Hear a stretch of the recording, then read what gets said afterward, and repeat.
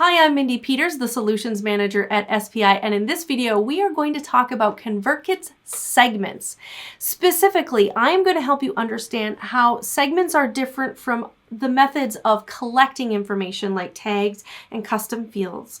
I'll walk you through how to build a segment, and then I'll show you the ways in which segments can help save you time. They can help make it easier to work with other members of your team, and they can help keep you in compliance with things like GDPR. And I have props to help explain what we're talking about here. Now, I would consider this an intermediate topic, and so if you are completely brand new to ConvertKit, go ahead and skip this video and come back a little later after you've used the platform for a while. But if you've got an email list established and you've been collecting information via tags or custom fields, or you've been selling products and that information is pulling into ConvertKit, then this video will be for you. Let's get started. Okay, so first we need to talk about the difference between segments, tags, and custom fields. Where I think some of the confusion comes in, especially around segments and tags, comes down to ConvertKit's layout. So here I am in a completely fresh, untouched ConvertKit account, and I'm on the subscribers tab. And you can see that segments and tags are stored right next to each other, right above each other. And I think that that is a big part of why some people get confused about the difference between segments and tags, because they're all located right next to each other, and it can just sort of get confusing to differentiate them in your mind. So first, let's start with what a tag is. A tag is just a little bit of information that you are attaching to a subscriber's customer record. So for example, if someone buys a product from me, I might attach the tag of customer to that subscriber. Or if they download my lead magnet, I might add a tag that says just that they downloaded my lead magnet. And a lot of the ways in which we add this information, the way that we add a tag to a subscriber record, is through links that they click on in one of our emails. So if we have a broadcast email and they click on that link, we have the ability to add a tag in there. And so let's say I have an email that I'm sending out and it has a link to my sales page. If my customer clicks on that link, I might add the tag that they are interested in my product to that customer because they clicked on that link, they went and looked at it. Maybe they didn't buy, but at least I know they were interested enough to click, and that might be worth me saving that data so that at a future date, I could send them more information on that product. So tags are kind of the simplest way of keeping track of information about subscribers in ConvertKit. Another way that we can keep track of information about customers in ConvertKit is with a custom field. And custom fields are just a little bit more sophisticated than tags. Custom fields are any of these fields that you see below your first name field in ConvertKit, and you can add in as many new custom fields as you would like. So with a custom field, we can get a little more sophisticated than we can with tags about storing customer information, because you can have multiple options for each custom field. So if you can see right here, I have a custom field called Academy Status, and right here it is listed as active. I have 4 different states for that custom field, 4 different possible entries. Someone could be active, they could be invited, which means they've received an invitation but they haven't joined, so they're not active. They could be eligible but not invited yet, and they could have left, so they joined but they didn't stick around. So a custom field allows us to store a little bit more data. So now let's take a look at segments. We're going to build a segment together, and I'm going to use some props that I think will help make this make a little more sense. So here I am in ConvertKit's segment builder. But before I start building it in the segment builder, I'm going to use some props to help you visualize what we're doing here. Okay, so the way to think about a segment is to think about a segment as a cup or a bucket. It is a vessel for collecting individual pieces of data to build a larger group. So for this example, we are going to talk about a podcasting course. And so at SPI, we have 2 podcasting courses. We have Power Up Podcasting, and then we have our advanced podcasting course called Amped Up Podcasting. So if I wanted to do a promotion for my second podcasting course, that Amped Up Podcasting course. I might want to email past customers of my other podcasting course because I know that they are interested in podcasting and they've bought my course. So I know that they, in theory, have a podcast of their own. So I'm going to put that piece of information into my bucket.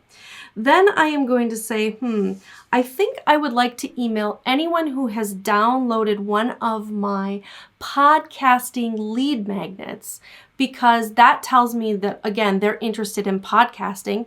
And so this product might be appropriate for them. So I'll put that in the bucket. And then I might say, I think I would also like to include in this segment, I would like to include anyone who has attended one of our webinars about podcasting, because that tells me they're interested in the product. So I'll put that into my bucket as well. And so now when I am ready to send an email, if I put all of these people into a segment, I can send my email to that segment, and that segment includes past customers. It includes people who've downloaded lead magnets. It includes people who've attended webinars. It's much bigger than any one piece of data, any one single attribute. But all I have to do is add that one thing to send my broadcast email, and so it makes it a lot easier. Now that we've gone through the visual example, let's build it in ConvertKit, and I hope that all of this together will help the idea of segments make sense. So the first group that I need to add into my segment are my customers. So I'm talking about a podcasting course here. So I want to add in any of my previous podcasting course customers. I'll add them in here. When you go to build your segment, this is going to look familiar to you if you've already been sending broadcast emails. Because when you send broadcast emails, this is how you choose who you add into the email. It looks like this, where you add in, and you can add different filters. This is exactly the same builder. The only difference is that when you go to send a broadcast email, by default, ConvertKit is going to pull in all of your subscribers. And when you go to build a segment, ConvertKit is going to start you from 0. They're not going to pull anything in. You do have the ability to pull in all of your subscribers into a segment if you want to. And I'll show you some examples down the line here of when you might do that. So first I want to add in all of my past Power Up Podcasting customers. I have that information stored in a custom field, so I will pull that information in just a moment here. Okay, I've got my custom field name, and we can pull in different ways to look at that custom field value.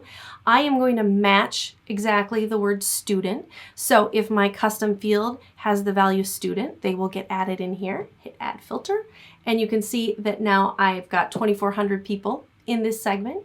Now, the next thing we had in our segment was downloaded a lead magnet. So now I'll pull in all of my podcasting lead magnet people who've downloaded that lead magnet. I'll click add filter. And again, for me, those are stored in custom fields. So there is my custom field. And in this case, I just want, if that custom field has any value at all, we'll click that. And I have one other lead magnet I'll pull in. Excellent. And then finally, let's see, we said that we wanted anyone who had attended a webinar. So I will add in anyone from my subscriber pool who has attended one of my podcasting webinars. And I have that information stored in a couple of different places. First, let's take a look at tags. So if you want to find a tag in here, it's going to be under subscribed to. And under subscribed to, you have the option of pulling in people who have filled out a form in ConvertKit. They're part of a sequence actively. They have a tag, or they've purchased a product. I'm going to go with tags. So you can see that also has increased my subscriber count. And I've got one other webinar that I'll add in.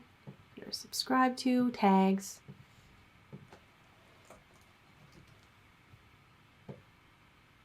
Excellent. So you can see now I have a collection of several different groups of my subscribers, But for this purpose, I want to email them all together. Now, this is a group that is more refined than just emailing all of my subscribers, because I do know that there are some of my subscribers who are not interested in this product. They're not interested in podcasting. And so if I was just going to email all of my subscribers, I would really be annoying these people. And so I don't want to email them. That is why I would choose to create a segment for my email rather than to just email all of my subscribers. What this is called is segmentation. So once I've built my segment here, I will click Save. And now when I am ready to send my marketing email to this group of people and I get to the share screen in the broadcast email, instead of going with all subscribers here, what I'm going to do is remove that, click on Add Filter, and I will go to Within Segment, and then I can choose by name the segment that I've put together. I'll hit Add Filter, and you can see that the number of subscribers who will receive this email matches that segment that we just built. So I am sending to just this segment of subscribers now. That is how you put together a segment. So just to recap, you'll click on this Create Segment right here, or if you already have several segments built, it will be down at the bottom of your group of segments. Click on Create Segment. Then you will get this builder, and you can go through and add in the groups of people that you want to include. Now I'm going to show you some examples of segments that we've put together, and I will also show you how from here you can also exclude groups of people from your segment rather than including them. Here's a segment that we built specifically for a promotion for the Power Up Podcasting Bootcamp. And it was a very refined segment. It was a much smaller group of people. This was a segment of people we wanted to email that were already students of Power Up Podcasting, and we wanted to email them to see if they would be interested in upgrading to the Power Up Podcasting Bootcamp. So our segment has some inclusions and then some exclusions. So let me show you how that works. So first we included the custom field teachable_pup matches student, and we had that group in our first example here. So that group alone is about 2,400 people. But then we added a filter group here, and we switched this over from any to none. So this is saying everybody in this group and making sure not to include anyone in this group. And what we had here was anyone who already owned that product who was part of this group. So you can see that dropped our total number of subscribers by about, I think it was about 40 or 50. And then we also excluded another group, and this was anyone with a tag who had previously said, I am not interested in that product. And so we had that tag applied to their account. And you can see when we add that exclusion in, it drops us by another 20 or I think it was 20 or 30 subscribers. So what we have here is that we are adding this group of people into our segment, but we're taking out anyone from a smaller subset of that larger group. Let's look at another example. So here I have a segment where we're starting with the whole subscriber group, and then we are saying pull people out of this whole subscriber group because we want to email everybody except this smaller group of people. And so what this segment was for was us sending out an email to encourage people to fill out an application for SPI Pro. And we want to send that to as many of our subscribers as possible, but we don't want to send it to anybody we have marked as saying, please don't send me marketing emails. We don't want to send it to anybody who has told us, no, I don't have a business yet, because they wouldn't be eligible to join SPI Pro. We don't want anybody in this other segment, and that was because for this smaller group of people, we were sending them another email at the same time, and so we didn't want to bother people with two sets of emails, and we deemed that this one was more important. We don't want to send it to anybody who's already applied for Pro, who's already in Pro. And this was another group of people for whom we were sending out a promotion within a week or two. And so we didn't want to bother that group of people either. And so we started here with our entire subscriber base. And so if we're back to this, if we think about here's our bucket, here's my entire subscriber base, like this is everybody. And then we're just starting to pull groups out of that subscriber base until I end up with a smaller group of people. Okay, so now you just might have the question of why bother? Why bother putting together segments when in my broadcast email builder, I can just do this, inside of the email? Why bother doing it outside of the individual email? And there's a couple of reasons why you might want to do that. Number one, it can save you a ton of time. And so if you are going to be sending several emails to a group of people, to a very specific customized group of people, this keeps you from having to do this each time you send an email. Rather than picking and choosing all of these in your broadcast builder, you can just pull up the segment and you're done. You've already done that work. You don't have to redo that work. Another reason why you might want to build a segment is if you're working in a team, you're working with people, especially if you're the boss and you're delegating the work, the sending of the emails to somebody else on your team, but maybe you really just want to be involved in the process of choosing who is going to get that email, and then you can hand the project off. This lets you put together a segment, and then you can just tell the person who is sending that email, send it to this segment, rather than having to walk them through your whole thought process of who should be included, who should not be included. I do this a lot for our team. So we have a team of 11 people here at SPI, and I'm really the person who is keeping track of what all of the tags and custom fields mean. We have an incredibly complicated system here of tags and custom fields, and it's not worth it to try to keep everybody on the team informed at all times about what all of the options are. Instead, they can just come to me. They tell me about the type of person they want to receive the email, and then I can just quickly go into ConvertKit, build them a segment based on all of the data that I know we have, and then say, here, use this segment. In fact, let me show you an example of that. Here is one that I built for Jay, who was on our team, and just said, you know what, I'm just going to put this together and I'm going to put your name on it, and then you'll know exactly which one is for you. It can be as easy as that. And so in this example, he wanted to email some people who he thought would be good fits for SPI Pro. So I went in and said, okay, based on sort of what he told me he was looking for, I said, you want anyone we know who has both a business and has an email list already, and you just want to make sure that we don't send to the people who've said, don't send me marketing emails. Cool. I put that together, and then it was really easy for him to go in and do the work of sending his email without having to do all of the sort of processing around the data. One other way that this can be really helpful is if you have a group of people that you need to make sure that you don't send emails to every time you send, say, like a marketing email. So we sell our courses on the platform Teachable, and one of the questions that Teachable asks when people purchase the course is, can this instructor send you marketing emails? And if people click no in Teachable, we need to respect that in ConvertKit. And so what we have is that information gets passed over, and we add a tag onto those people which says Teachable marketing opt out. They have said don't send me marketing emails.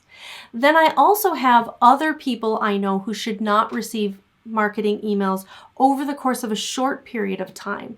These are people who are actively in an evergreen funnel and they're getting pitched a product. And because they are receiving marketing emails for a product right now, I don't want to bother them with marketing emails for other products or for that same product, and maybe I'm pitching it to them at a different price for a different promotion. So while they are in that funnel, I will add on the do not send active pitch tag for those people. And so I want to make sure when we send marketing emails, these people also should not receive marketing emails. And I've got a few other groups here as well. And so what I have done is put together a segment called Do Not Send Marketing Funnels. And I've put all of those tags together into a single funnel here. And so then what we can do, When we're sending a broadcast email, everybody who sends marketing emails for SPI knows I need to go in and I need to exclude the filter group. So I would say matching none. Within segment, do not send. Click on that. Hit add filter. And now those people have been excluded from this marketing promotion that's going out the door. There's one more segment that I find really useful to have set up and available to us for when we're sending emails, and that is a GDPR segment. And so GDPR is a collection of laws over in the European Union around privacy, and their laws are far stricter in the European Union than they are over here in the United States around privacy. So there are times when we're sending out emails, especially for us around webinars, when we might want to not send those emails to people in the European Union. So the webinar provider that we use has a one-click registration option. And so what we can do is just put that button into our emails. People can click that button and they're automatically registered for the webinar without even leaving the email. That's really great for us, except that that is passing data from ConvertKit over to the webinar platform. And you shouldn't do that with people in the European Union with GDPR. You shouldn't pass data from one platform to another platform without people's explicit consent. And so I might want to send that group of people a different email about the webinar where they have to go through more steps to register. And so here is what a segment I have set up to help me foster that looks like. With ConvertKit, you can add people into a segment based on their location, based on the location that ConvertKit has for that subscriber. And so what that looks like is if I click Add Filter, we have three options here: within a country or region, distance from a city, or distance from a postal code. And that's getting really, really specific. I tend to focus on just within a country or region. And so what that looks like is you'll click on that and then you can search for a country. So if I just want to put in Norway, I can type in Norway and it'll show up. Let's try another country. How about Madagascar? I can pull that up here as well. So I have built for our purposes a segment called EU with just a little reminder here that it's for GDPR compliance. I've pulled in everyone within the European Union, everyone within the United Kingdom, and everyone within Switzerland. And the reason I chose those three was based on ConvertKit's GDPR settings, and specifically those are the locations that they've called out as being, the ones that you want to be more sensitive with. And you can find the ConvertKit GDPR settings under your account settings in the email tab. And so what I can do with this segment is go back to my broadcast email here, and in this matching none, I can add another filter here and say within segment and call it up by name and hit add filter. And so now my segment here, my marketing example segment, has been reduced by another group of people here. So I am sending to my marketing example segment, but I am not sending to anyone within that segment who has said no marketing emails or who is within the European Union. I hope this has helped explain what segments are and how you can use them. Just to sort of recap, so again, segments are a collection of different pieces of information about your audience. It's a way to save that information, to save you time in the future so that you can continue to send emails to that subset of your audience easily. It's also a great way to foster working with various members on your team so that you can be in charge of sort of the marketing intelligence, but then you can pass off the work of actually writing and sending the email to somebody else on your team. It's also a really great way to help you stay in compliance with things like not sending marketing emails to people who've said don't send me marketing emails, and to stay in compliance with rules like GDPR. If you are interested in learning more about how to use ConvertKit, we have a really great course hosted by Pat Flynn about how to use ConvertKit. That course is called Email Marketing Magic, and you can find it at smartpassiveincome.com/getmagic.